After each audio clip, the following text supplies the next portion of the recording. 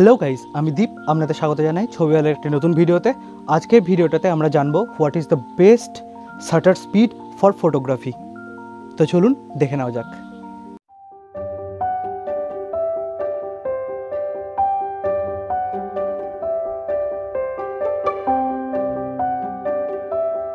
একটা ছবি তোলার জন্য বেস্ট শাটার স্পিড কী হবে সেটা জানার আগে আমাদের জানতে হবে শাটার স্পিড কী, সেটা খায় না মাথায় দেয়।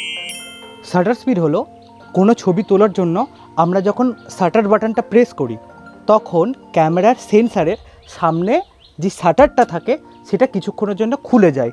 এর প্রভাবে ক্যামেরার সেন্সারের মধ্যে লেন্সের থ্রু আলো ওর মধ্যে প্রবেশ করে। যতক্ষণের জন্য এই সেন্সারটা খোলা ছিল সেটা হবে ওই পার্টিকুলার ছবিটার জন্য শাটার স্পিড।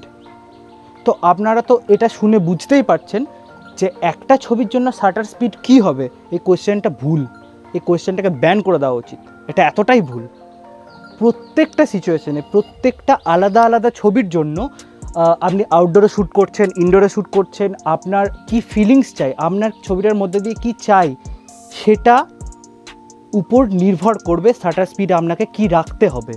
তো এটার কোনো রুল নেই যে আপনি একটাই শাটার স্পিড সেট করে নিলেন আপনার ক্যামেরায়, তো এর মধ্যে দিয়ে যেটাই চাইছেন আপনি সেই ধরনের ছবি তুলতে পারছেন, এরকম কোনো নিয়ম নেই, কোনো শাটার স্পিড এরকম নেই। তো আপনাকে প্রথমে এটা মাথায় রাখতে হবে যে প্রত্যেকটা আলাদা আলাদা সিচুয়েশানে আপনি কি চান, ফটোগ্রাফার কি চাই, তার উপরে নির্ভর করছে শাটার স্পিড। চলুন কিছু উদাহরণ দিয়ে আমরা দেখে নিই। নাইট স্কাই ফটোগ্রাফি আপনারা দেখেছেন, যেমন এই মুহূর্তে স্ক্রিনে দেখতে পাচ্ছেন। Night sky photography, star trail photography বা স্টারি স্কাই বা মিল্কি ওয়ে, এই ধরনের ফটোগ্রাফির জন্য শাটার স্পিড খুব কম রাখতে হয়। যেমন 30 সেকেন্ড, মানে শাটারটা 30 সেকেন্ডের জন্য খোলা থাকবে। 30 সেকেন্ড ধরে একটা ক্যামেরার ভিতর, একটা সেন্সারের মধ্যে আলো প্রবেশ করবে। কেন না, নাইট স্কাই ফটোগ্রাফির জন্য আমাদের শ্যুট করতে হয় রাতের বেলায়। রাতের বেলায় এমনিতে আলো খুব কম থাকে, তারা থেকে যে আলোগুলো আসছে সেটার পরিমাণও খুব কম, সেই জন্য আমাদেরকে শাটার স্পিড এত কম রাখতে হয়। 30 সেকেন্ড, কেউ 25 সেকেন্ড রাখে। যারা স্টার ট্রেল শ্যুট করতে যাচ্ছে, স্টার ট্রেলের জন্য আরও কম শাটার স্পিড রাখা হয়। কিছু কিছু স্টার ট্রেলের জন্য 3 ঘন্টা, 4 ঘন্টা, 5 ঘন্টা অবধি শাটার স্পিড রাখা হয়।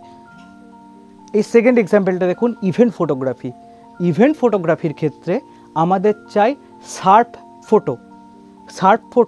ইভেন্ট ফটোগ্রাফির ক্ষেত্রে যেহেতু আমাদের সাবজেক্টের একটা মুভমেন্ট আছে, সাবজেক্ট নিজের মধ্যেই নড়াচড়া করছে, বা আপনি ধরুন বিয়ের ছবি তুলছেন, বিয়ের ছবিতে ধরুন 7 পাকে ঘুরছে বউ এবং বর, সেই সময় আপনারা যদি শাটার স্পিড একটু বেশির দিকে না রাখেন তাহলে মোশন ব্লার চলে আসবে।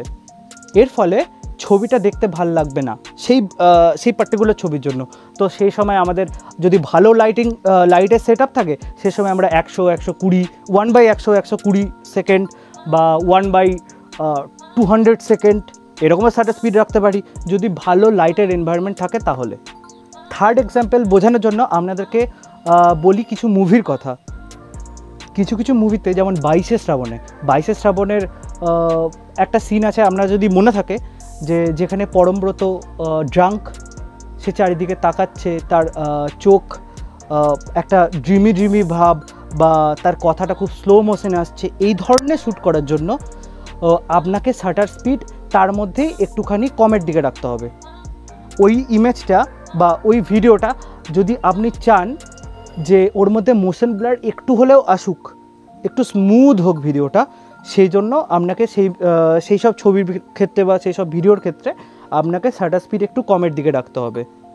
এবং আরও কিছু, আপনি যদি মুভির কথা যদি বলি, আপনি যদি দেখেন মার্ভেলের মুভিগুলো, সুপার হিরোর মুভিগুলো, যেমন দ্য ডার্ক নাইট বলুন, বা এটা ডিসি ইউনিভার্সের বলছি, মার্ভেলের যদি বলতে চাই তাহলে আপনি যদি আয়রন ম্যান বলুন, বা এই ধরনের অন্য কোনো ছবি আপনি যদি ভাবেন, তাহলে ওখানে প্রত্যেকটা ইমেজ খুব ক্রিস্টাল অ্যান্ড ক্লিয়ার, খুব কাট, ওর মধ্যে স্মুথনেস নেই, ওর মধ্যে কাট আছে। এরকম যদি আপনি এফেক্ট অ্যাচিভ করতে চান তাহলে আপনাকে শাটার স্পিড বেশি রাখতে হবে ভিডিওর ক্ষেত্রেও। ফোর্থ এক্সাম্পলটা যদি আপনি বুঝতে চান, তাহলে আপনি যদি ইনস্টাগ্রামে স্ক্রোল করেছেন, যেমন জোস ফলস বলে একজন ফটোগ্রাফার আছে ইনস্টাগ্রামে, তার যদি আপনি যদি ছবিগুলো দেখেন, তিনি ওয়াটারফলের ফটোগ্রাফি পোস্ট করেন। তো যদি আপনি তার ওয়াটারফল ফটোগ্রাফিগুলো দেখেন তাহলে দেখবেন জলটা দিনের বেলায় শ্যুট করা, কিন্তু জলটা খুব স্মুথ এসছে। আপনি যদি স্মুথনেস চান তাহলে আপনাকে শাটার স্পিড খুব কমাতে হবে। তিনি যেমন 2 সেকেন্ড 3 সেকেন্ড ধরে দিনের বেলাতেও শ্যুট করেন, তাহলে আপনারা বলবেন তাহলে ওভার এক্সপোজ কী করে হয়ে না যায়? ছবিগুলো ওভার এক্সপোজ হয় না, কারণ তিনি এনডি ফিল্টার ইউজ করেন। এনডি ফিল্টারের প্রভাবে ছবির মধ্যে থেকে এক্সট্রা যে লাইটটা, যেটা আমার প্রয়োজন নেই, সেটাকে এলিমিনেট করে দেওয়া যায়। এই উদাহরণগুলো দিয়ে আপনি বুঝতেই পারছেন যে প্রত্যেকটা এনভায়রনমেন্টে আপনার রিকোয়ারমেন্ট কী, যে ফটোগ্রাফার তার কী ধরনের মুড চাই, তার কী ধরনের সেন্স চাই ছবিতে, তার উপর নির্ভর করছে শাটার স্পিড কী হবে।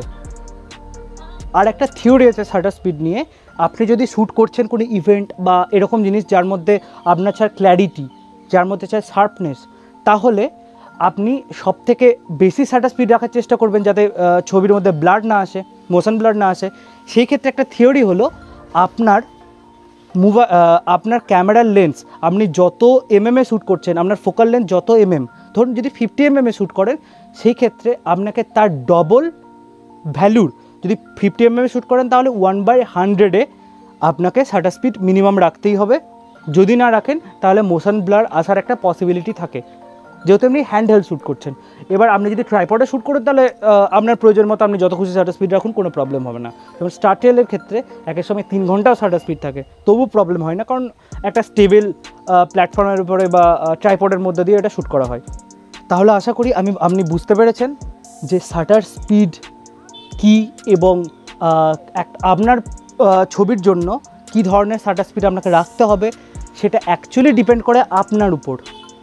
এবার আপনি যেটা চান, আপনাকে আলাদা আলাদা শাটার স্পিডের ভ্যালু 1/30, 1/40, 1/80, 1/250, আপনাকে আলাদা আলাদা শাটার স্পিডে সেই ছবিটা তুলে দেখতে হবে যে আপনি যেই ফিলটা চান সেই ফিলটা আসছে কি না আদেও। তো পরের থেকে কাউকে এই কোয়েশ্চেনটা, কোনো ফটোগ্রাফারকে এই কোয়েশ্চেনটা করবেন না, what is the best shutter speed for photography. তো আপনাদের সাথে এরকমই কোনো ফটোগ্রাফি রিলেটেড ভিডিওতে নেক্সট টাইম দেখা হচ্ছে। এই চ্যানেলটাকে সাবস্ক্রাইব করে রাখুন। আপনি যদি ফটোগ্রাফি নিয়ে ইন্টারেস্টেড হন বা আপনি যদি শিখতে চান মোবাইল ফটোগ্রাফি, ডিএসএলআর ফটোগ্রাফি, যে কোনো জনরার ফটোগ্রাফি, তাহলে অবশ্যই চ্যানেলটাকে সাবস্ক্রাইব করবেন এবং এই ভিডিওটার নিচে লাইক কমেন্ট করে যাবেন। এবং আপনি কমেন্ট করে যেতে পারেন যে আপনার নেক্সট ভিডিওটা কী নিয়ে দরকার, আমি অবশ্যই চেষ্টা করব সেটা নিয়ে একটা ভিডিও বানানোর। তো ধন্যবাদ, আমি দীপ।